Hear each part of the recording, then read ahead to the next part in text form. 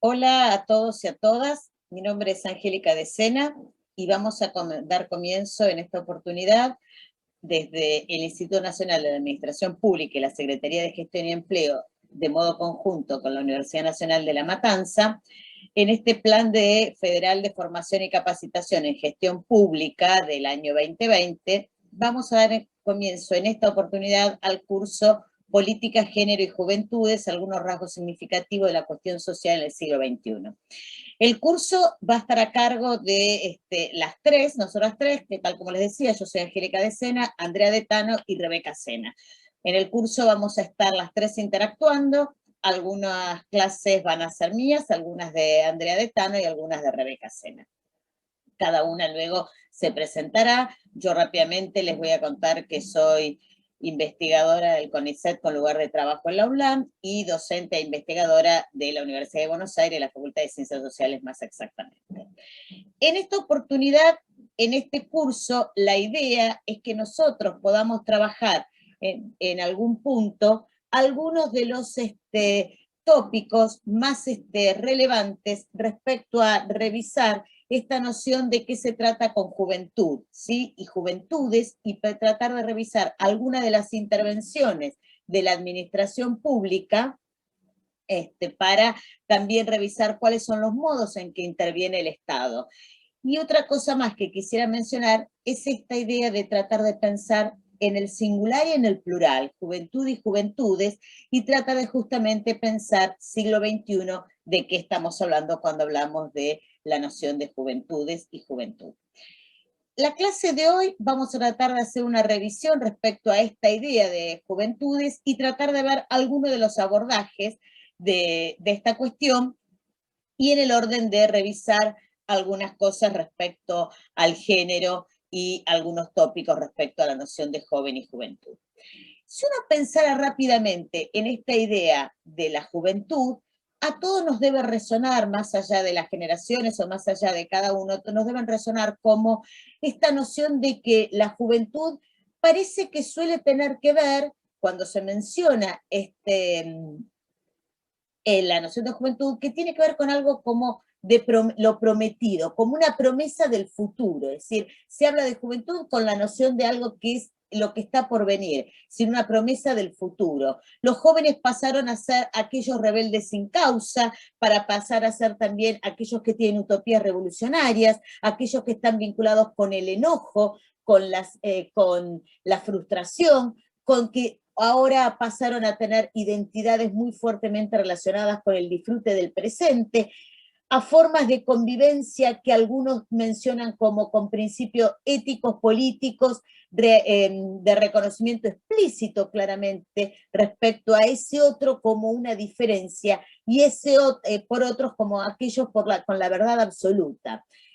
Esta idea de pensar el joven como esto, como promesa, como el rebelde sin causa, como denominado como el guerrillero, el subversivo, como aquellos que son manipulables y como aún no están del todo formados, son más fáciles de manipular y son inocentes por naturaleza, para luego pasar a ser aquellos que están relacionados con la violencia, la juventud violenta, los jóvenes delincuentes, atravesados por la droga.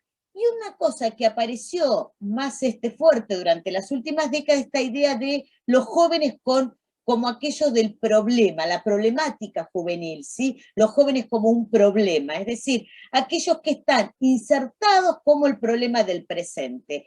Estas nociones de juventud, en principio lo que uno podría decir rápidamente es que, bueno, en tanto pasen a estar denominados de ese modo, la primera cosa que podemos decir, bueno, están denominados. Y pensar todas estas denominaciones y todos estos atributos que aparecen con los jóvenes y sobre todo atributos que están altamente relacionados con las emociones, enojo, frustración, el disfrute, violentos, etcétera, rebeldes, podríamos pensar que, bueno, ya solamente eso es reconocer la densidad y la complejidad del tejido social que está conformado por múltiples colectivos. Y en esos múltiples colectivos aparece uno que podría estar pensándose como esta noción de juventud. pero que también estos colectivos están dinamizados en el día a día por la sociedad y están dinamizados y están atravesados por distintas problemáticas vinculadas con la pobreza, con la exclusión, con lo que después en algunos momentos se lo llamó como, bueno, el vaciamiento del lenguaje político de los años 90, con los cambios de los modelos productivos, con la idea del final del trabajo, en la escuela como un espacio diferente en el siglo XXI, como en el consumo, con la lógica del disfrute. Es decir, que podemos pensar dos grandes cosas. Una es que a partir de todas estas denominaciones, una cosa que podemos pensar rápidamente es que apareció la noción de juventud, la primera cuestión. Y la otra cosa es que dar cuenta que esa noción tiene una densidad tal en lo social que hay que pensar a revisarla en relación a los atravesamientos de estas distintas otras cuestiones.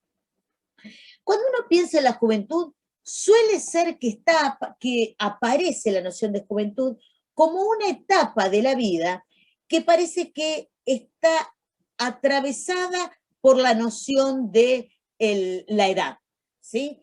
Ahora, esa etapa de la vida aparece diferenciada como tal, dice Margulis y Urresti, aparece diferenciada en la sociedad occidental recientemente a partir del siglo XIX y comienzos del XX, donde se lo empieza a identificar a los jóvenes como aquellos que gozan de ciertos privilegios, ¿sí? El privilegio de la juventud, la maravilla de ser joven, la juventud como un lugar privilegiado, porque un lugar donde hay cosas que le son permitidas y perdonadas y disculpadas. ¿Por qué? Porque son todavía jóvenes, ¿sí? Por eso esta idea de cierto privilegio y permisividad. Ahora, esta noción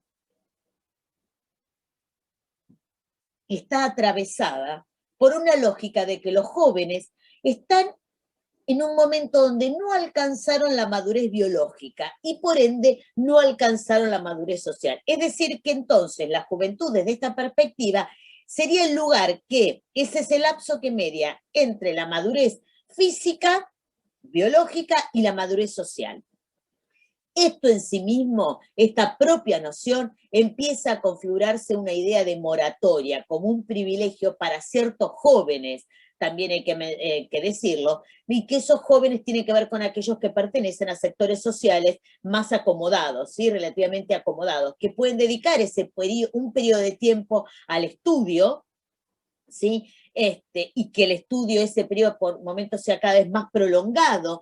Entonces, esto va postergando exigencias que están vinculadas con la adultez, es decir, con la madurez plena, tanto la madurez para ingresar al mercado laboral, para ingresar a un mejor mercado laboral, la madurez para acceder al hogar propio, es decir, hay ahí una serie de elementos que hacen que esta perspectiva ubique la condición social de juventud en un lugar donde no es igual para todos. Ubique esta noción de juventud donde para algunos este grupo estadístico que se llama joven es diferente que para otros, ¿sí? Y ahí se empieza a entrometerse muy fuertemente la noción de la condición de clase, donde esta diferenciación social reserva la condición de juventud para los sectores de modo diferente. Y entonces esto empieza a ser vivido de modo muy diferente. Y sobre todo por esta idea que aparece acá,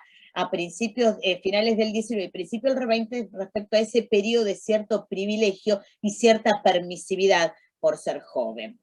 Reguillo Cruz, respecto a esta idea, ella va a decir, bueno, la noción de juventud es una invención de la posguerra, estamos hablando de la segunda posguerra, y acá hay que decir fuertemente que esto, al mencionar que está atravesado a partir de la posguerra, nos ubica en una geopolítica que está vinculada con, por un lado, con la idea de un momento particular del mundo de la posguerra, pero también con un estado de bienestar.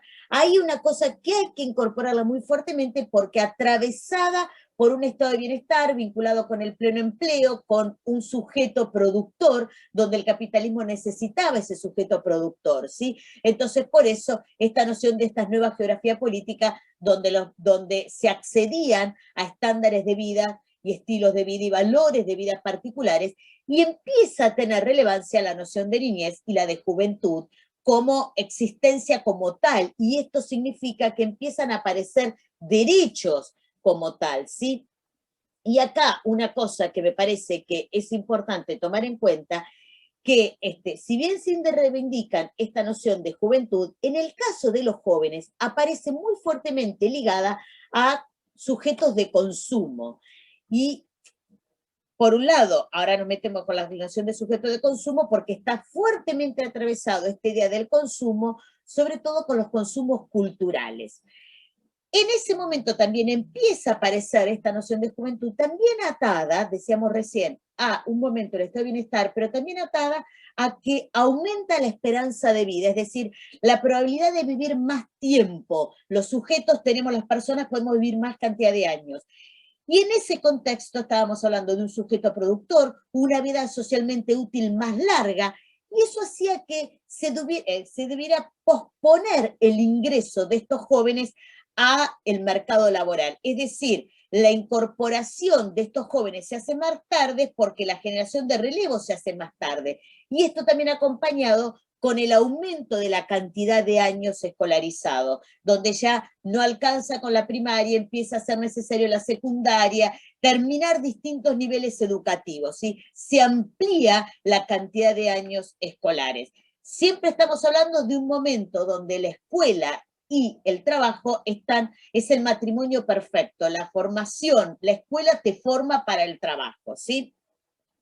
En esto quiero volver a esta idea de los jóvenes como sujetos de consumo, donde estos jóvenes están muy fuertemente atravesados por la industria cultural, y en esa industria cultural aparece la música como uno de los mayores exponentes de esa industria cultural.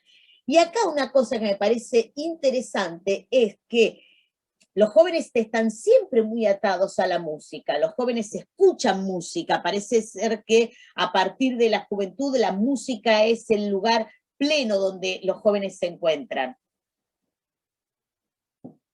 donde los jóvenes interactúan y se encuentran. Hay una cosa que me parece interesante ver cómo se incorpora el mercado. Lo que dicen de la industria cultural, las ventas de discos, fíjense qué interesante este detalle, pasaron de 277 millones en 1955 a 600 millones en 1959 y a 2.000 millones en 1973. Esto dice Eric Hobsbawm cuando habla de la cultura juvenil como la matriz cultural que se modifica en el siglo XX a partir de los comportamientos y las costumbres de estos jóvenes y cómo se modifica el modo de disponer del tiempo y del ocio a partir de esta cuestión.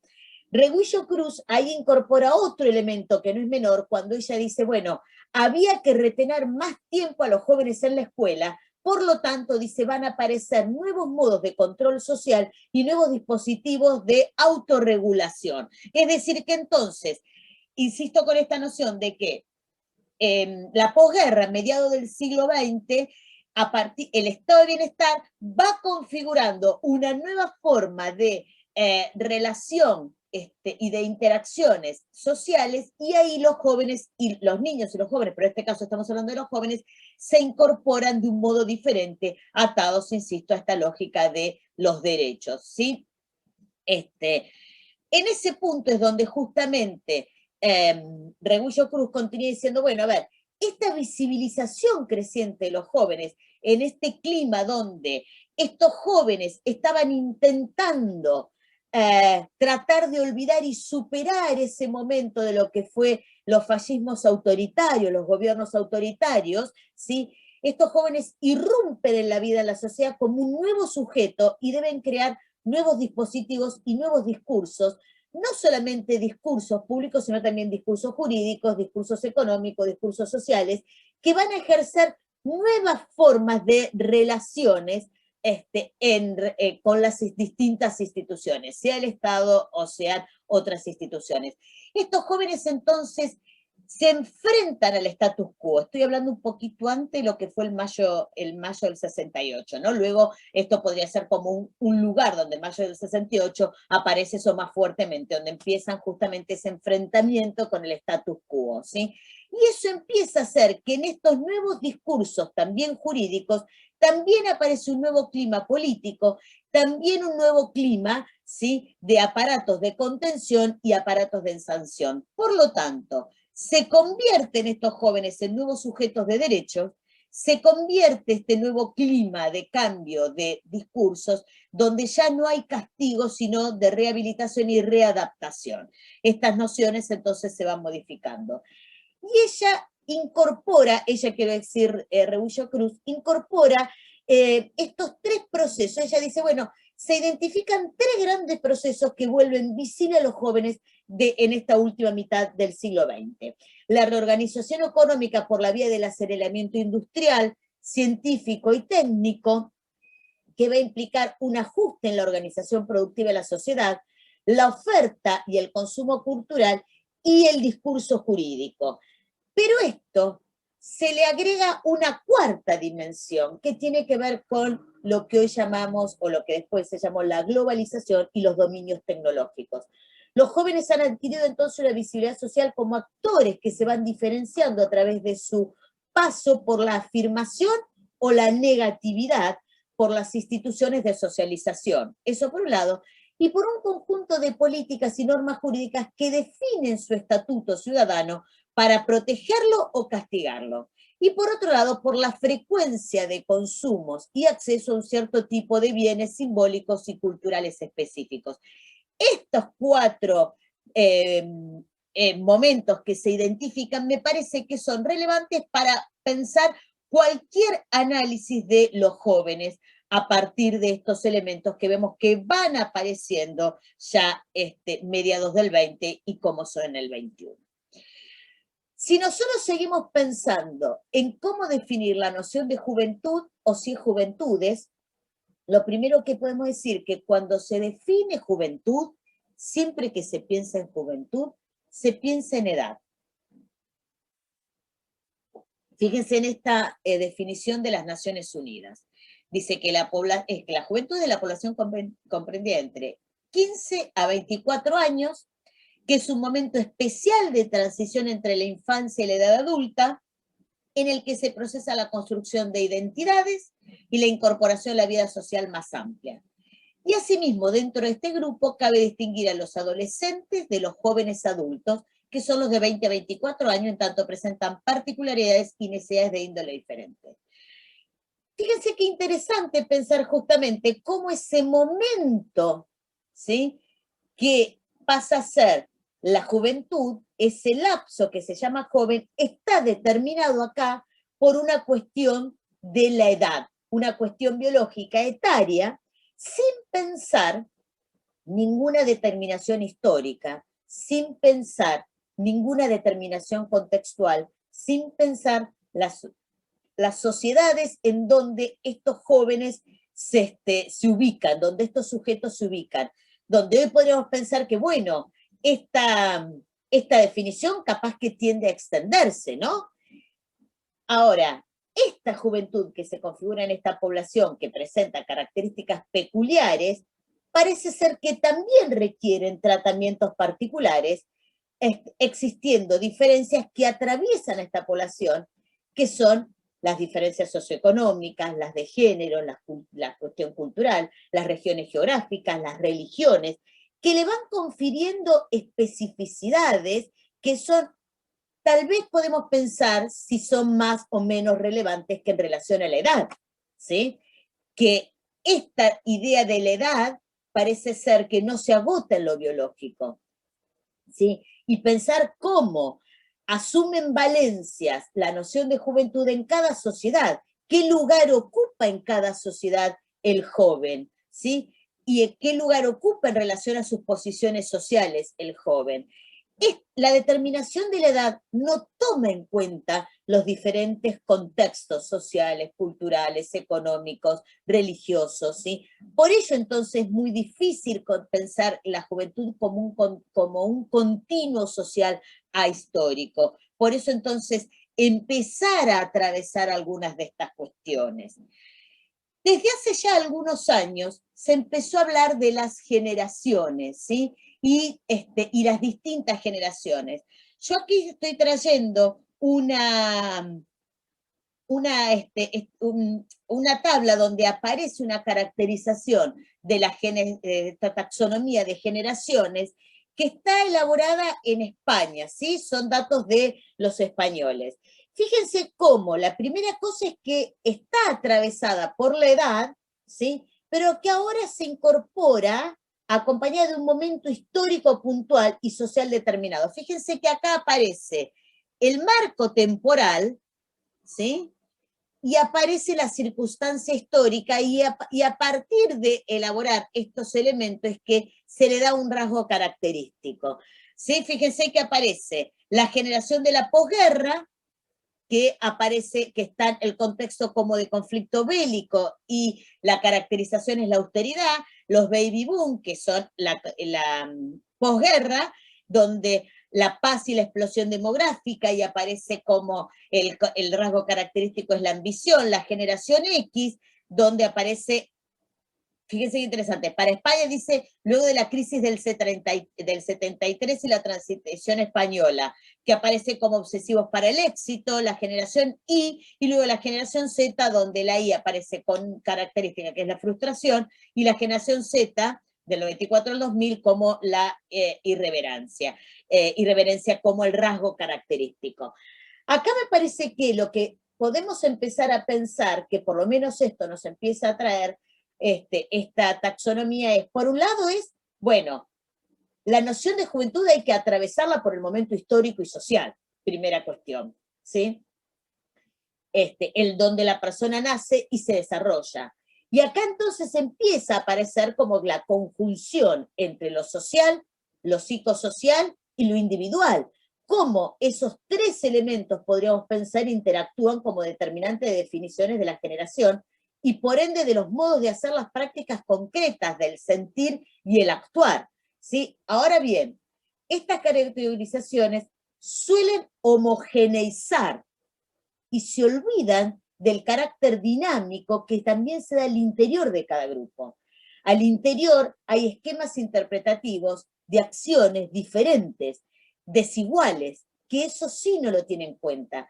Si bien cada generación es portadora de una sensibilidad distinta, de una episteme distinta, se diferencian, ¿sí?, a partir de expresiones históricas y esto de lo psicosocial, lo social y lo individual, para también ir poniendo en juego algunos de estos elementos.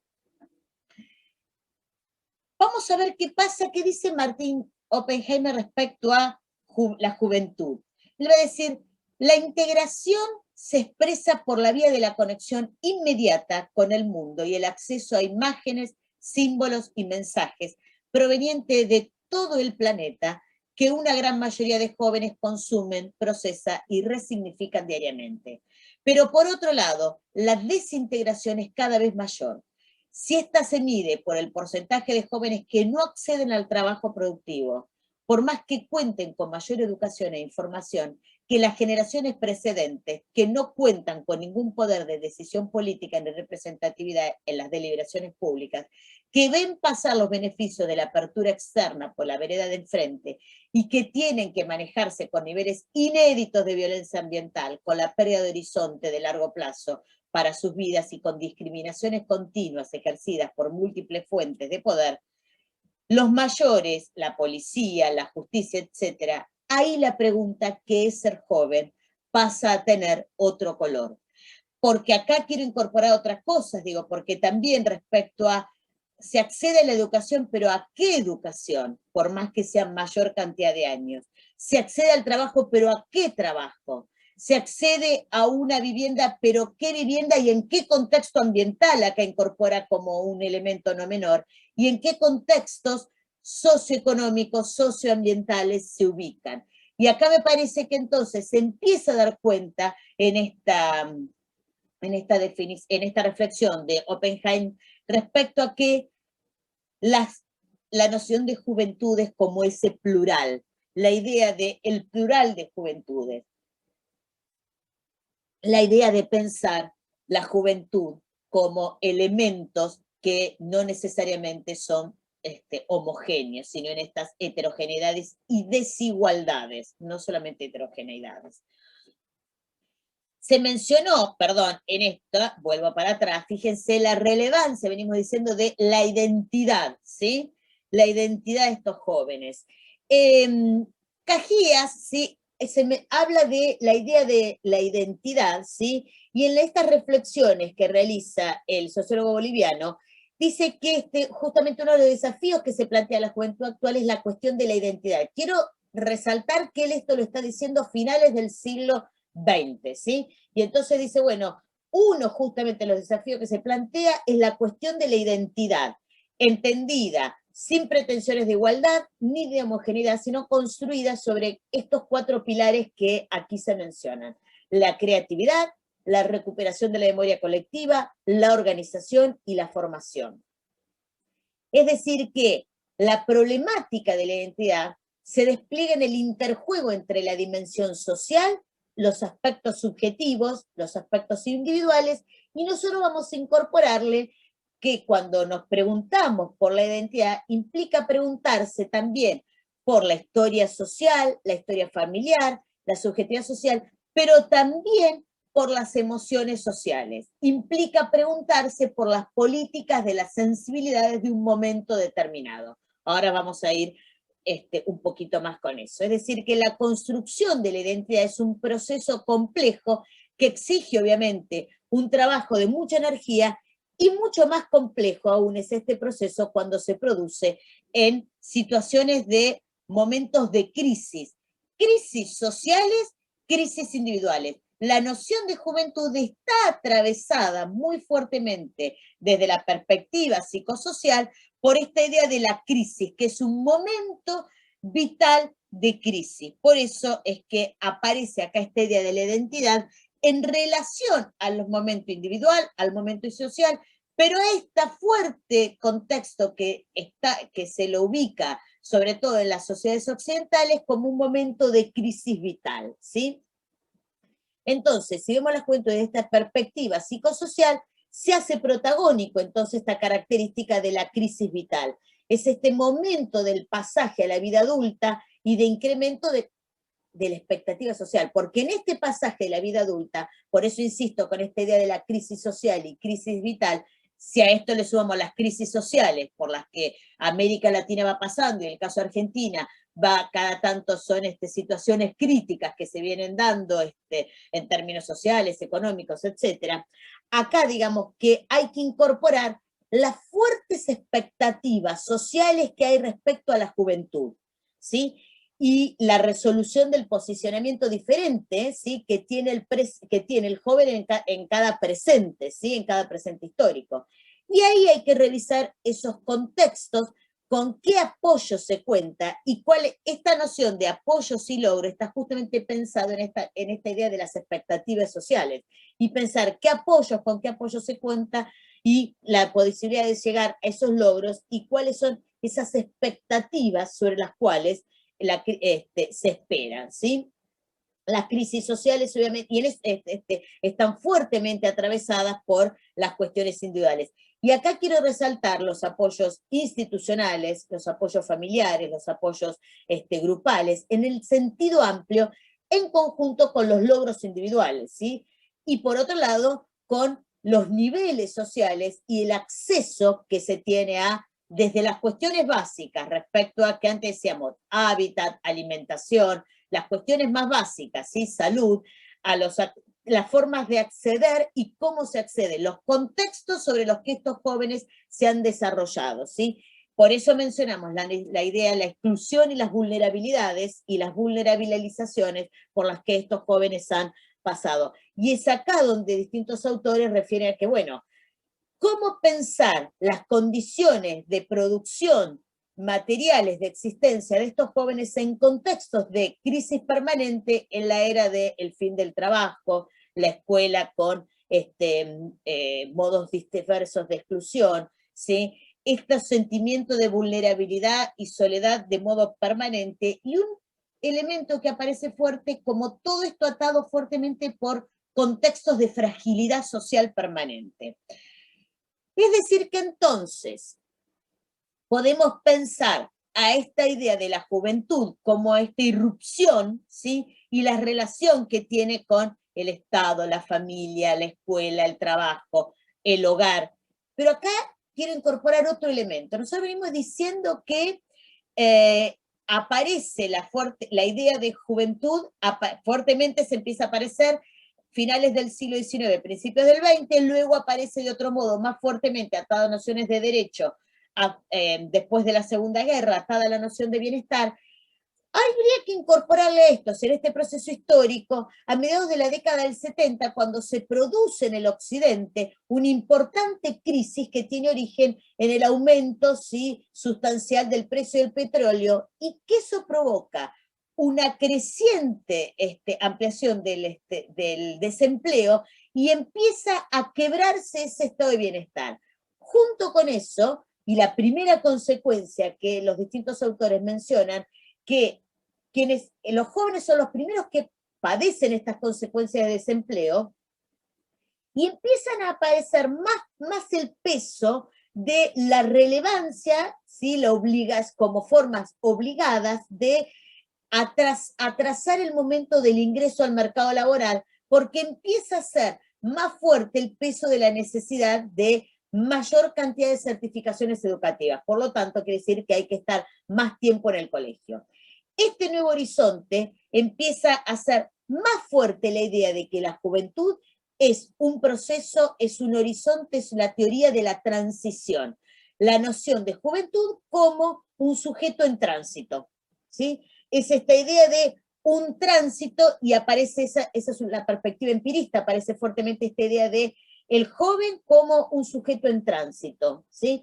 Y obviamente acá, en en tránsito, las expectativas sociales son más fuertes. Esto presenta, esta perspectiva más empirista, tiene dos grandes perspectivas. La idea de este tránsito a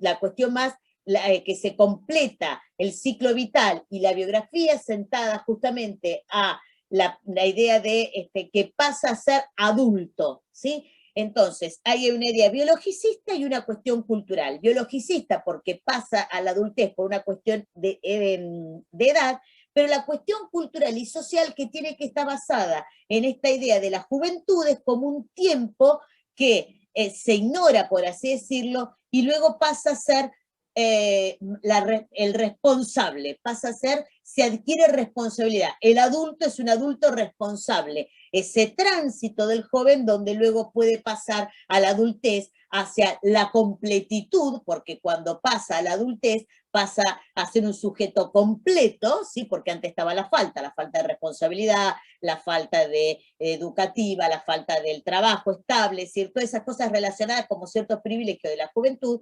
pasa luego a esa cuestión de que se completa con la vida adultez. Por esto esta idea de la transición, ¿sí? Ahora, la pregunta es, en esa idea de transición, ¿cuál es el rol que cumple el Estado, la familia, la escuela, ¿sí? Y cómo se lo piensa esa juventud como esa categoría de tránsito, o esa categoría de tránsito donde se lo prepara para esa etapa donde va a ser adulto, donde el joven el futuro. Y hay una cosa muy interesante ahí, porque cuando se lo piensa así, el joven no es un sujeto que está en relación al futuro. Siempre es el futuro como valorado por lo que va a ser, por lo que será. Es decir, nunca como nativo del presente, que es lo que es. Es decir, con esta cosa del futuro. Ahí otra cosa, digamos, en esta perspectiva de que pasa a ser el responsable, pasa a la adultez, en ese tránsito de pasar del hogar familiar al hogar propio, al trabajo propio, ¿sí? Ahora, este enfoque, que está centrado fuertemente en un enfoque biográfico, que está centrado fuertemente que se acepta la juventud como una categoría social que puede ser estudiada, ¿sí? También tiene que empezar a dar cuenta de la heterogeneidad de esas trayectorias, la heterogeneidad de esas trayectorias biográficas y sociales. Porque acá lo que no se dice es que las transiciones de la escuela al trabajo, del hogar paterno al hogar propio, de acuerdo a los itinerarios de cada joven, va a ser diferente. Y de acuerdo a las condiciones materiales de existencia va a ser diferente. De acuerdo a los contextos sociales donde este joven llegó, va a ser diferente. Y acá me parece que es otra cosa que uno podría empezar a pensar, cómo justamente, no solamente que es sociohistórico, es institucional, es biográfico, como tres grandes dimensiones, hay que incorporar la noción de que quién es joven, ¿sí? Esta idea de que había un adolescente, un joven y luego un adulto, un niño, adolescente, joven y adulto, ¿quiénes pueden pasar de la niñez a la adolescencia y luego a la juventud? ¿Quiénes en cambio pasan de la niñez inmediatamente a la adultez? ¿Quiénes pasan de la niñez a la juventud? De esas sin posibilidad de adolescencia, algunos sin posibilidad de adolescencia ni de juventud.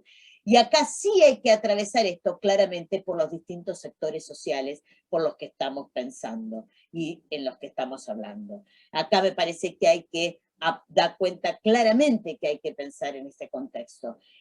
Ahora, en ese pasaje de esa juventud idealista, de esa juventud con privilegios, de esta juventud en tránsito para luego ser el adulto responsable, lo que también se fue dando a partir de finales del siglo XX, empieza a aparecer la juventud como problema, porque es el violento, porque es el joven que es dron, porque es el joven que no trabaja ni estudia, porque sí, la juventud como problema. Y acá también empezar a preguntarse si es la juventud como problema o las problemáticas de la juventud. ¿Cuáles son las problemáticas de las juventudes en plural? Y en este contexto justamente, porque en esta idea de la juventud como problema, con esta mirada más de carácter estigmatizante o si quieren en algún punto hasta prejuiciosa, los jóvenes viven en embates socioeconómicos y dificultades ambientales, sociales, alimenticias, de salud, en ámbitos familiares, políticos, sociales, que hay que revisarlos y considerarlos. Por eso justamente hay que ver esos contextos, los contextos de ajuste, los contextos de crisis, por los que se fue pasando para poder pensar el contexto de pobreza, se accede a la escolaridad, cómo se accede, qué tipo de escolaridad se accede al trabajo, a qué trabajo, se accede a la salud, si hay acceso y a qué salud, a la vivienda, a los servicios básicos, a la alimentación. Y acá empezar a pensar la idea de los derechos, ¿sí? Los derechos plenos. ¿A qué derechos reales empiezan a aparecer los sujetos, digo, estos sujetos, las juventudes, ¿sí? ¿Y cómo se vive la ciudadanía? ¿Hay ciudadanía plena? Solamente para pensar y que se puede discutir, porque algunos pueden estar de acuerdo o no con la perspectiva de Marshall de la ciudadanía, pero para poner un tópico de la noción de ciudadanía desde las más clásicas, como es la de Marshall, que habla de la ciudadanía civil, la ciudadanía política y la ciudadanía social, pensar justamente si estos jóvenes, ¿cuánto acceden a esas ciudadanías? ¿Sí? Si hay posibilidad de ejercicio pleno de la ciudadanía, ¿y cómo son esos ejercicios? ¿Sí? Es en ese contexto que sí, Thurston se puso a revisar justamente la noción de ciudadanía. Es decir, si uno entiende ciudadanía como el conjunto de normas que guían la relación entre individuo y sociedad, su relevancia para la participación, la posibilidad de que los jóvenes puedan tener participaciones en los reales, en los distintos espacios, ¿sí? Donde puedan ser escuchados, tengan voz, ¿sí? Donde se escuche su voz, tengan posibilidades de acceso a las discusiones públicas, tengan posibilidades de acceso no como meros consumidores, sino también como productores, ¿sí? De sus propios mensajes. Ahí empezar a pensar que es necesario también estos ejercicios de ciudadanía plena y que la sociedad pueda reconocer los derechos en tanto personas de estos sujetos y de los jóvenes y de las juventudes, ¿sí? En este contexto, ahí, les decía Thurston, empieza a pensar, ya fíjense que insistimos con esta idea de que Thurston lo menciona a finales del siglo, esto se publica a finales del siglo XX, ¿sí? En el 99, donde él va a hablar, ¿sí? Se refería a las limitantes del ejercicio de la ciudadanía, donde justamente él va a decir, hay una serie limitante del ejercicio de la ciudadanía plena de los jóvenes, de la juventud en América Latina. Y fíjense que él dice, bueno, pensemos la ciudadanía solamente como el conjunto de normas que guían la relación entre el individuo y la sociedad. Y ahí él establece estos tipos de ciudadanía donde justamente las como limitantes. Por un lado, la ciudadanía denegada, que afecta, dice, comúnmente a los llamados sectores excluidos, las etnias dominadas, los pobres rurales, los integrantes de los sectores urbanos de extrema marginación. Dice a los sectores que se les niega la posibilidad y práctica de ejercer ciudadanía por la discriminación racial, la radial también puede ser, por la ausencia de los espacios de participación dentro de sus hábitats, por la falta de acceso a conocimiento necesario para el ejercicio pleno de la ciudadanía, las destrezas, la incorporación, por la posibilidad de manejar lenguajes de expresividad para poder considerarse ciudadanías plenas. Dice, ahí fíjense cómo Thurston por eso menciona esta noción de ciudadanía denegada, que hoy también podríamos pensar el acceso obviamente, a Internet. Luego con la pandemia esto pasó a ser mucho más fuerte, como esta cuestión. La otra que habla de la ciudadanía de segunda clase. Y ahí donde se mete y dice, bueno, la ciudadanía de segunda clase es un concepto que se utiliza mucho para referir a los sectores cuya ciudadanía no es que sea negada explícitamente o totalmente, pero enfrentan barreras sutiles, ¿sí?, para poder ejercerla. Y acá dice, por ejemplo, a veces las mujeres, el no acceso por formas diferentes de discriminación a espacios públicos, ¿sí?, para expresar sus opiniones, los hombres, los hombres jóvenes o los distintos géneros por la no posibilidad por sentirse discriminados de hecho, no necesariamente de derecho, dice, entonces ahí aparecen estas formas sutiles, dice, de barreras para poder aparecer, ¿sí? Dice esto. Y acá lo que él dice hay que estar con cuidado porque se va configurando una underclass, ¿no? Dice, entonces porque enfrentan barreras para poder ejercer ese ejercicio, bien porque no acceden a, no sé, hoy podríamos pensar, no acceden a conocimientos de lenguas extranjeras, por ejemplo, entonces limita la posibilidad de que puedan opinar en determinados espacios, no acceden a, sencillamente, bueno, decíamos antes, no tienen internet, podría ser, bueno, te tenés que ir a 2 kilómetros para acceder a internet gratis. Entonces hay distintas formas donde va a decir, enfrentan, sí, sutiles barreras. A veces, sencillamente, ahora se me está ocurriendo que en algunos lugares las bibliotecas están cerradas los días sábado y domingo, cuando a lo mejor hay sectores sociales que solo pueden sentarse a estudiar sábado y domingo y no tienen lugar en la casa, entonces necesitan sí ir a las bibliotecas o como espacio para poder sentarse a estudiar. Entonces son barreras que se van poniendo, por eso habla de esta ciudadanía de segunda clase. Luego se refiere a la ciudadanía despreciada. La ciudadanía despreciada, él la llama como, es aquella rechazada por jóvenes que disponen ya tanto de los medios propios, de los espacios otorgados por la sociedad, que les permitiría ejercerla, o sea, los que llamamos lo que él llama de primera clase, o los de segunda clase.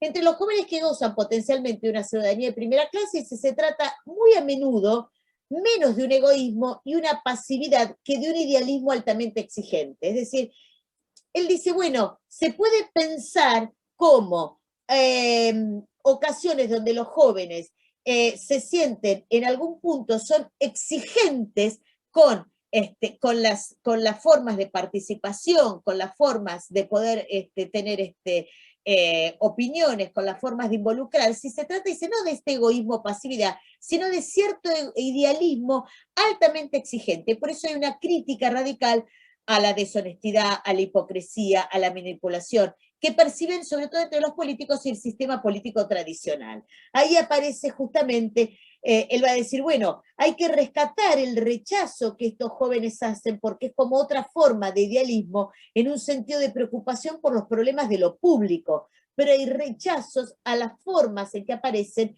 y dice, estos jóvenes están a la espera de una causa justa y limpia y esperan y tienen participaciones, pero participaciones puntuales, en hechos puntuales que son hechos que los convocan. No hay una participación plena, sino que eligen esta participación.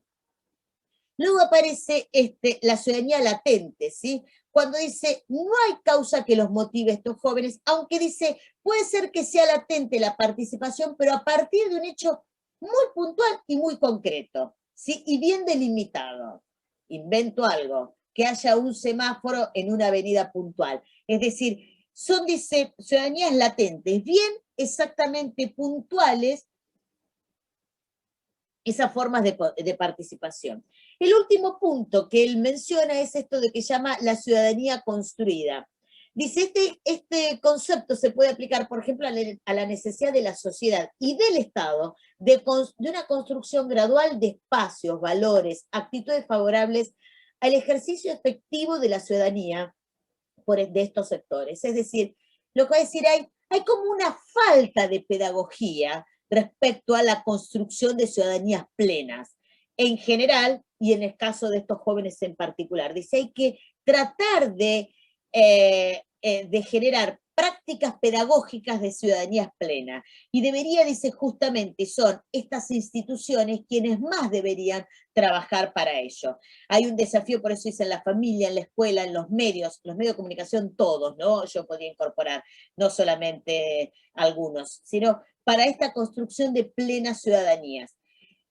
Estos tópicos que da Durson respecto a estas formas de la ciudadanía y estas limitantes respecto a la ciudadanía, no es que uno es excluyente del otro, son prácticas sociales que se entrecruzan, ¿sí?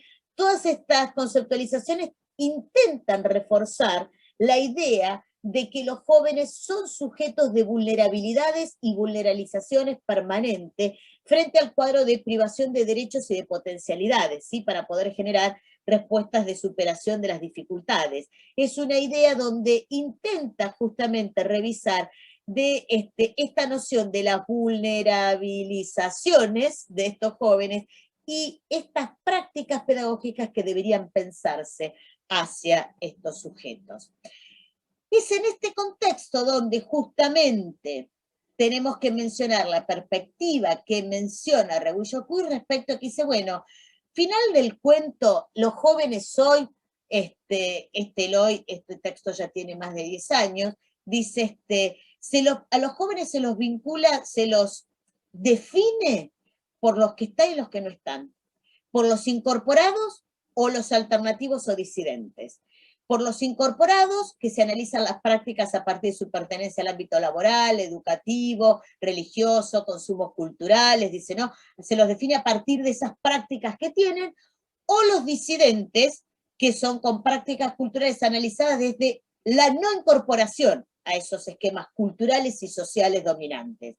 Y acá es donde me parece que cobra mayor sentido pensar a los definidos como ni una cosa ni la otra, ni estudian ni trabajan, ¿sí? Estos jóvenes que se los identifica siempre con la falta, ¿sí? Pensar estas categorizaciones respecto a la juventud, las juventudes, los jóvenes, las jóvenes, ¿sí? Para poder pensar justamente cómo los definimos, porque si justamente estamos pensando quienes estamos en este curso, que somos como trabajadores de la administración pública, que pensar justamente en las intervenciones públicas hacia este sector poblacional, bueno, habría que pensar cómo lo estamos categorizando, sino de quién vamos a estar hablando y dónde vamos a querer intervenir. Entonces, podemos decir que la noción de juventud indica en la sociedad actual una manera particular de estar en la vida, con potencialidades, aspiraciones, requisitos, modalidades, éticas y estéticas, lenguajes que sí no son únicos, que sí no son iguales. Por eso cobra mayor relevancia la noción de juventudes en plural, ¿sí? Donde tiene ese sentido un plural. También conviene entonces tener en cuenta que ser joven se ha vuelto prestigioso, ¿no? La idea de la juventud es una cosa muy valorada. La juventud ha sido, digo, desde eso que decíamos privilegiados a esta idea de hoy los prestigiosa respecto a, porque hay el mercado de los signos, aquellos que expresan juventud tienen alta cotización, la expresión de la juventud, ¿no? El intento de parecer joven recurriendo a incorporar a la apariencia signos que caracterizan a los modelos de juventud, ¿sí? Que corresponden a las clases generalmente más acomodadas y que se popularizan a través de distintos medios. Nos hablan de fuertes esfuerzos para el logro de la legitimidad y la valorización por intermedio del cuerpo, la juventud eterna, ¿no? Digo, ni que hablar de los tratamientos, diversos tratamientos, donde el mercado se mete ahí fuertemente, digamos, el mercado se había metido otrora respecto a como el joven,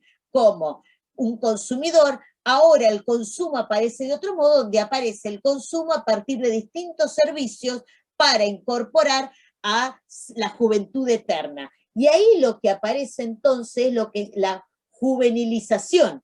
Hay que aparecer joven, hay que hacer cosas para que los cuerpos, las posturas, la exis corporal, la vestimenta, la actitud sea juvenil. Ahí aparece otra cosa donde ya no es solamente la edad, sino que la juventud como un signo que tiene valor en el mercado, tiene precio también, y tiene valor social respecto a esta idea de la juventud eterna. Pasó a ser esa noción de juventud eterna como algo hacia lo que hay que ir, ¿sí? Entonces, acá aparece una cosa muy fuerte, la relación con el mercado diferente, donde también esta condición de juventud también tiene que tener signo de juventud, donde entonces no todos los jóvenes son juveniles, en este sentido, digamos, ¿no? De acuerdo a los modelos que corresponden a estas distintas industrias vinculadas con la producción y la comercialización de valores y signos que se relacionan con este significante de distinción que parece ser los jóvenes, y no todos los jóvenes poseen los cuerpos legítimos, el look juvenil, ¿sí? Porque esto también es patrimonio principalmente de algunos sectores. Ya sabemos que los otros sectores, los distintos sectores, se van apropiando de esas categorizaciones, de ese look juvenil, actitud juvenil, sensibilidades juveniles de un modo diferente. Pero ahí sí hay cosas donde justamente el mercado se incorpora y también va empobreciendo en algunos usos la propia noción de juventud, finalmente, ¿no? Ya que en el auge de la juvenilización, lo que se empobrece, y del mercado de signos lo que se empobrece es la propia noción de juventud, ¿sí? O se mercantiliza de otro modo, por esta idea de que no hay que juventir la condición de juventud con el signo de juventud, ¿sí? Donde hay una condición diferente que tiene variables como atributos de que está vinculado con determinados actores sociales. El cuerpo, sin duda, es la medida que conforma una apariencia y un aspecto físico y ofrece a primera vista el resultado de ese proceso en el que se entrecruzan factores sociales, obviamente el origen, la trayectoria de clases, sus derivaciones, la educación recibida, el tipo de trabajo realizado, y en eso también hay que incorporar la cultura alimentaria, los hábitos alimenticios, los distintos hábitos y formas, ¿sí?, de vincularse con otros y los otros, las modalidades de actividad física, el cuidado de la salud, las formas de esparcimiento y otro tipo de, justamente, de eventualidades y posiciones que se ocupa en el espectro de la diferenciación social. Si bien es cierto que la intensidad del desgaste corporal varía según el sector social, es más proclive a acelerarse en los sectores populares y tiende a la conservación por estilización en los sectores medios y altos.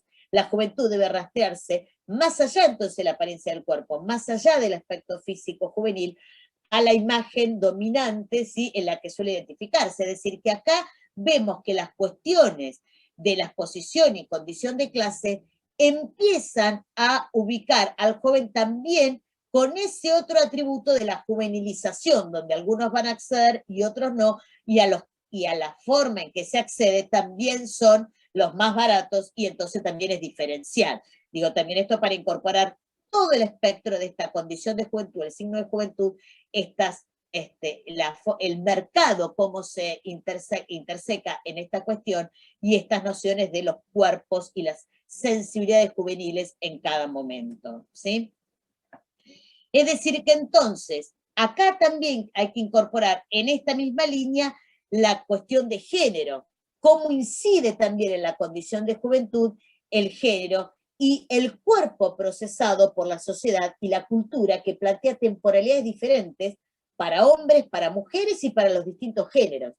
La biología, que determina tiempos y ritmos que incide en cada género en lo que atañe a su maduración, a sus posibilidades, a sus disposiciones y deseos, y ello siempre es procesado en relación a un momento social, a una cultura que interactúa con la biología y que va condicionando los ámbitos y las modalidades de acción y de expresión. Y en esto ver justamente los tiempos, cómo se relacionan, ¿sí?, con la maternidad, la edad a que cada cuerpo puede acceder a la maternidad, pero también socialmente en la que la maternidad se ubica, la paternidad, lo mismo en cada tiempo y cada sector social en que esa paternidad se ubica, y cómo el acceso de maternidad o paternidad de los distintos géneros, cómo también quiénes son que acceden a eso a partir de estas justamente, de estos cuerpos y este lugar del mercado que se mete en los cuerpos.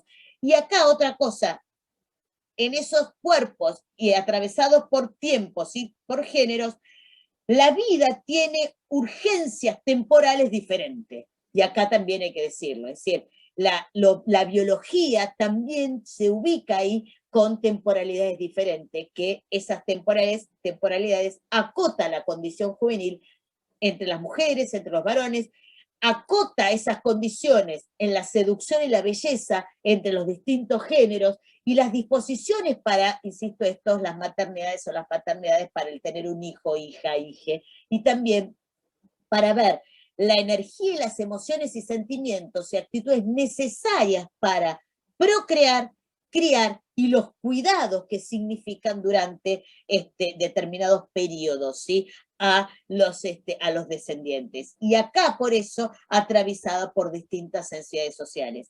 Ahí me parece que entonces los géneros se intersecan respecto a esta condición de juventudes, estos cuerpos procesados socialmente y las sensibilidades de cada momento histórico por donde estemos pensando.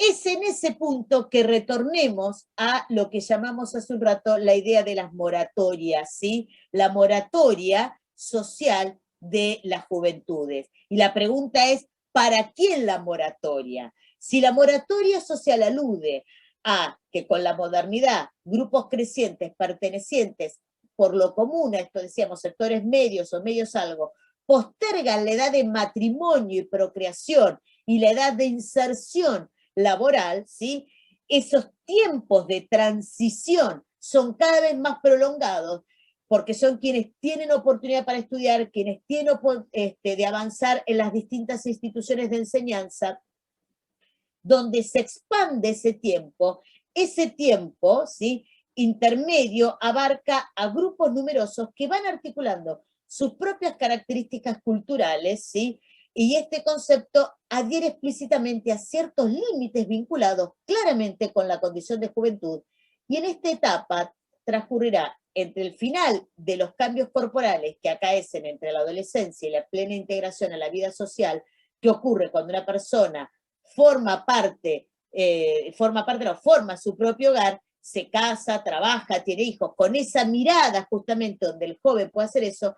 Acá me parece que la juventud sería el lapso que media entre esa madurez física y madurez social. La pregunta sería, ¿quiénes son que pueden acceder a esa moratoria? Todos los jóvenes pueden acceder a esa moratoria, decíamos antes.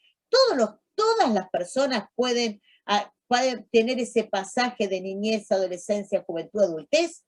Cuando la maternidad comienza a los 15 años, ¿cómo es esa adolescencia? ¿Cómo va a ser esa juventud y cómo va a ser esa adultez? ¿Sí? Porque ¿quiénes pueden postergar el momento de la maternidad?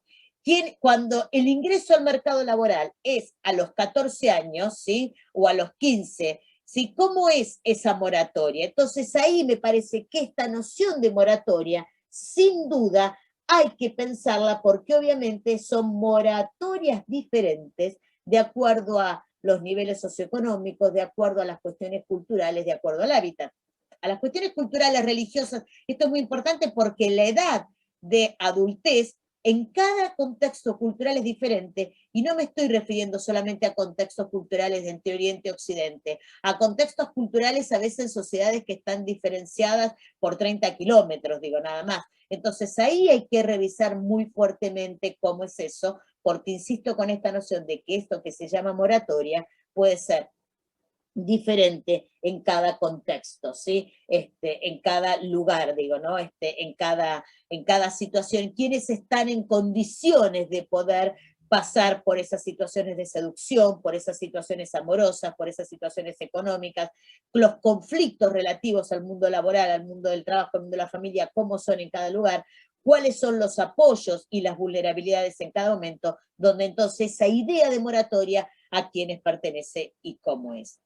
Es entonces por eso que ese tiempo libre que supuestamente tienen aquellos que están en esa moratoria, porque es un tiempo libre, no libre, tiempo libre, perdón, hay un error, que tiene que ver con ese tiempo que se dedica a estudiar, que tienen ciertos privilegios, ¿para quién es?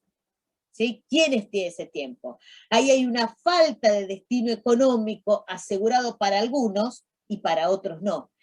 Hay sectores sociales que ese tiempo libre significa justamente que es un tiempo del desempleo, ¿sí? Que es un tiempo que donde se propaga el desempleo, cunde la exclusión. Entonces, esa moratoria social, pretendidamente como forma de moratoria, ahora pasa a ser un desafío donde obviamente los jóvenes de los sectores populares gozan de mucho tiempo libre, pero se trata de un tiempo libre que se dispone por la falta de trabajo y que ese tiempo libre se vive generalmente con queja, con culpa, ¿sí? Este tiempo libre no puede confundirse con el que surge de la moratoria social de los otros jóvenes, ¿sí? Que lo viven con ligereza. En estos casos, en otros casos se vive con culpa, con congoja, es tiempo de impotencia, de circunstancias desdichadas, y que no en pocas oportunidades empuja a la marginalidad, a la delincuencia, a la posibilidad de no acceso, ¿sí? A cierta desesperación. En los sectores que cuentan con la posibilidad de estudiar, el periodo de formación suelen ser siempre más largos, ¿sí? Por eso la falta de destino económico es casi asegurada para aquellos que no pudieron ingresar y egresar del sistema educativo. A veces ingresaron, pero nunca egresaron. El futuro se torna incierto y la mayor capacitación a veces aparece como en el horizonte, más como una certeza laboral por el porvenir, pero para otros como un imaginario que solo permite prolongar la incerteza, la incertidumbre, es decir, por eso aparece para otros con esta noción de la incertidumbre, fuertemente atada con algo que veíamos con la noción de ciudadanía de Durkheim, con la desconfianza. La desconfianza es una de las emociones que más fuertemente aparece en la población en general y en los jóvenes en particular. Y obviamente en tiempos de pandemia la incertidumbre se ha hecho aún más fuerte. De este modo podemos decir que si ubicamos en el centro la noción de juventudes, porque ya podemos decir que lo podemos pensar en plural, vemos que esa noción está atravesada, es decir, se intersecan diferentes elementos. La historia social e individual, la familia, la condición y posición social en la que se ubica, los marcos institucionales de cada momento, el género, ¿sí? Respecto a los géneros, al respecto, las generaciones en los que cada contexto apareció, y eso en el contexto de las políticas, las sensibilidades en determinados momentos. De este modo podemos decir que podríamos pensar esta clasificación por dos grandes vías. Por un lado por la generación, por otro lado por la clase social. Es cierto, digamos, la generación lo que tiene es que cuando la clasificación es por la edad, es una categoría estadística que se relaciona con la biología, y entonces remite a esta idea de la edad, pero que tiene un límite, ¿sí? está pensado con un periodo limitado por el tiempo. Entonces, esta apelación a la edad, lo que hace que justamente es una apelación a un límite determinado. Y lo que sí es cierto, que esa continuidad, hay una continuidad generacional que suelen ser muy solidarias las generaciones entre sí. Es decir, que ahí hay una cierta solidaridad y subsidiariedad de las generaciones. Pero el periodo de tiempo lo que hace es que se sabe es que de ahí se va saliendo, ¿sí? Ahora, hay una cosa, por eso esta idea de que es pasajero, ¿sí? La vida que es pasajera, una duración limitada. La generación es una dimensión trascendente para el examen de la condición de juventud y atraviesa justamente la diferenciación social. Podríamos pensarla entonces que toda población en una alineación vertical puede estar agrupada en términos de características socioeconómicas y una alineación horizontal que se clasifica de acuerdo al plano generacional. Ahora, la cuestión de clase es una cosa que justamente apela a la estructura social y tiene efectos de perseverancia y tiene efectos de crisis que suelen ser ajenas, pero sobre todo a la condición de edad, pero sí nos interpelan en tanto formamos parte de esa condición y posición. Y la posibilidad entonces ahí de, la perseverancia dentro de la clase es independiente de la edad. Y entonces la posibilidad de permanecer en esa estructura social parece que no tiene que ver conmigo, pero sí es un horizonte posible. Por eso está entre signo de pregunta esta idea de ese horizonte de continuidad, y eso lo hace más complejo. Por eso, en un punto, definir juventudes como una cuestión generacional es en algún punto casi más barato, voy a usar ese término, un término muy cotidiano, pero que pensarlo como condición de clase, digamos, porque esto que queremos tratar de ver, que las juventudes están atravesadas por las condiciones de clase, están atravesadas por otras condiciones que son externas y dice algo respecto a el horizonte posible, y entonces va a decir algo respecto a ese futuro. Por eso aparece muy fuertemente en el siglo XXI la idea de incertidumbre. La palabra incertidumbre en el siglo XXI empezó a aparecer muy fuertemente atada a la noción de fin del trabajo, ¿sí? En realidad lo que se cambió las modalidades de trabajo, atada a la idea de que ese estado de bienestar que otrora nos daba muchas certezas, empezó a flaquear y ya no es el mismo. Entonces ahí empieza a flaquear esa estructura que nos mantenía como en algún punto con cierto horizonte utópico, hoy eso ya no está, y entonces ahí ese futuro pasó a ser mucho más incierto. Si lo pensamos, ese sujeto productor del siglo XX, pensarlo en la estructura del consumo actual, donde vimos cómo se interseca el mercado con la noción de joven, de juventud y juvenilización, vemos que entonces empieza a aparecer más fuertemente la noción de consumo, y ahí entonces ese horizonte de continuidad, cuando uno lo mira respecto a la estructura social, pasa a ser más complejo y hay un futuro incierto donde es más claro ese futuro incierto. Por eso entonces decimos que los cambios del siglo XXI, ¿sí? Tanto no solo en el mundo del trabajo, sino en el sentido del trabajo, no solo en el mundo educativo, sino en el sentido que tiene la escuela como institución, como espacio de vinculación, ¿sí? Los cambios que se han dado en esos universos, esa idea de que la escuela te servía para el mundo del trabajo, que era un matrimonio perfecto que se estudiaba para luego ingresar al mundo del trabajo, empezó a flaquear, empezó a mostrar ciertos límites, ¿sí? Ciertas debilidades. La otra cosa que es muy fuerte en la Argentina, esto de la pobreza en constante aumento. Desde los años 60 para acá, la pobreza en la Argentina ha ido aumentando constantemente, y esto también interseca respecto a este aumento y las condiciones sobre las cuales estos sujetos se desarrollan. Lo que ha modificado fuertemente los sentidos de la participación, el significado de la participación, las interacciones sociales. Esto que vemos, bueno, obviamente las redes pasó a ser un lugar muy fuerte, Internet pasó a ser un lugar muy fuerte, pero Internet otra cosa que hizo fue romper con las lógicas del tiempo que pensábamos anterior a Internet, y romper con las formas de interacciones previas. Es decir, que ahí entonces hay cambios que interpelan a lo político e interpelan fuertemente a los diseños de las políticas.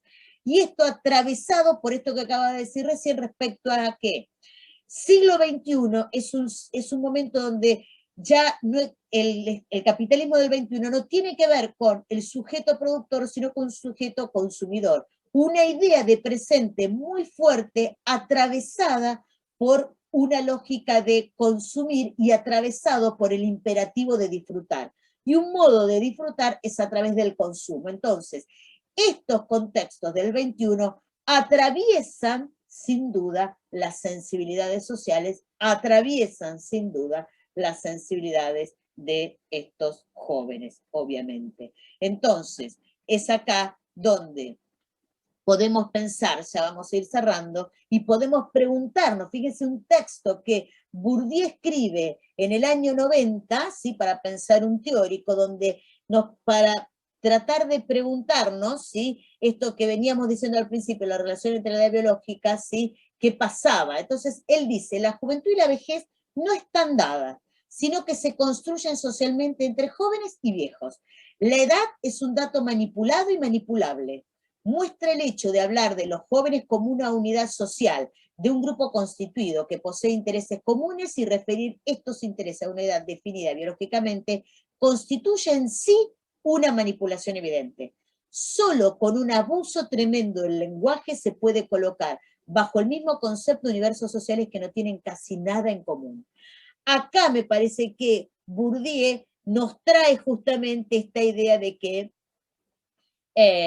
la noción de el plural de juventudes y poner en discusión la etapa biológica, poner en discusión la noción de edad y poner en discusión respecto a qué significa esta idea de ser joven, de vivir, esta idea de vivir en juventud y de envejecer, ¿sí? Nos pone, me parece que en ese punto. Acá les voy a, para ir cerrando, les voy a traer justamente en relación a esto, dijimos antes el lugar de la música, el lugar de la industria cultural, cómo ha aumentado, y los jóvenes como un fuerte, aquellos consumidores de la música, ¿sí? Los jóvenes escuchan mucha, eso sería como una de las características fuertes de la juventud, que escuchan música. Yo traje solamente 4 de un montón de otras que podríamos traer para pensar a las distintas juventudes, 4 canciones que los jóvenes hoy escuchan, ¿sí? Algunos, obviamente, porque, insisto, no es, es diferente lo que cada uno de los jóvenes escucha. Ahora, en esas 4 canciones me gustaría que pudiéramos revisar, fíjense, lo que hay es lenguajes diferentes que dan cuenta de interacciones diferentes, atravesados por sensibilidades diferentes y que refieren siempre a vínculos, ¿sí? Vínculos con algo o alguien, ¿sí? Con afectividades diferentes. Para empezar a revisar cuáles son las emociones que aparecen en estas canciones, que tienen que ver con prácticas de estos jóvenes, que tienen que ver con interacciones y por ende con prácticas colectivo-afectivas de estos jóvenes, para empezar a tratar de observar las juventudes. Una es de elegante, es el modo correcto, donde fíjense el lenguaje, un lenguaje particular y un modo particular donde se vincula con alguien y cómo justamente refiere a ese alguien. La vi moviendo la cola, me le acerqué para poder decirle hola, el novio se fue corriendo cuando vio mi pistola, le dije, mami, entonces vámonos, ahora que pasan las horas, digo, fíjense cómo ahí aparece un tipo de lenguaje que da cuenta de un tipo de interacción particular. Y la otra que traje, fíjense que es absolutamente diferente. No solamente por el idioma, sino, y en el idioma es un tipo de inglés particular, digo, tiene algunos términos particulares, ¿sí? Y hay otros jóvenes que escuchan esto, estamos hablando de jóvenes en la Argentina, no estamos hablando, ¿sí? Que escuchan a Dua Lipa, donde acá aparece justamente otra interacción, otras afectividades, otro modo de referir a a las emociones y a las afectividades y otro modo de interacción, ¿sí? Y a otro universo de sentido, por decirlo de algún modo. Este otro texto, que es de One Direction, donde aparece otra vez otro modo de interacción, otro modo de referirse y de interactuar con los otros, ¿sí? Y referir a emocionalidades diferentes para empezar a ver. Y acá otra, también en español, que es María Becerra, donde aparece, si bien es español, pero es otro modo del español que el que vimos el primero de elegante, digamos, acá para empezar a pensar justamente y empezar a revisar y de discutir respecto a estos puntos, ¿sí? Por eso entonces, ya para cerrar, podemos decir que entonces, que las juventudes están atravesadas por lo político y por lo emocional, ¿sí? Donde podemos observar que algunas sensibilidades y formas de sociabilidades que construyen justamente a estos atravesamientos, que construyen a estos sujetos como pobres, como informales, como vulnerables, como violentos, como que vagos, como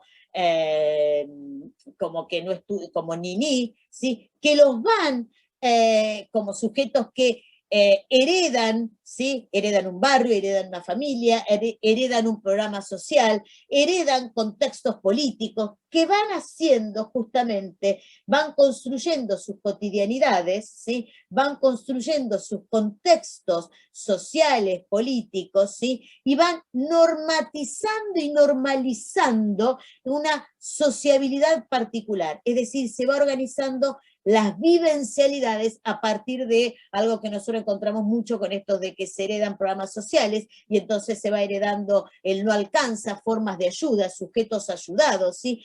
Así lo que se va es contorneando, ¿sí? En cada uno de este espacio social, los modos de vivencialidad de cada persona.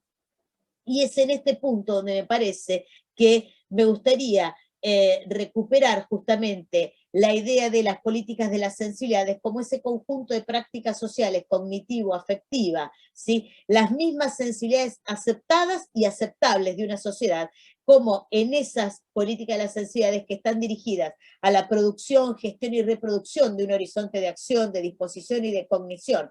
Es decir, cómo esos horizontes van a referir a la organización de la vida cotidiana, a la información que utilizan para ordenar y organizar las preferencias, los valores, los parámetros, para organización del tiempo, del espacio, es decir, cómo esas sensibilidades sociales, que son prácticas sociales, que se forman en y a través de otras prácticas sociales, cómo ese conjunto también de actividades, de prácticas que ellos realizan, atravesadas por las distintas acciones estatales, atravesadas por las distintas formas de saber, de querer, de sentir, justamente, eso nos va a empezar a dar espacio para pensar las políticas de las sensibilidades como una herramienta útil para empezar a comprender y a conocer a estos jóvenes y luego si queremos pensar en intervenciones que puedan primeramente empezar a comprender y a conocer las juventudes. Hasta aquí la clase de hoy, nos vemos en la próxima y nos encontramos en el foro. Muchas gracias.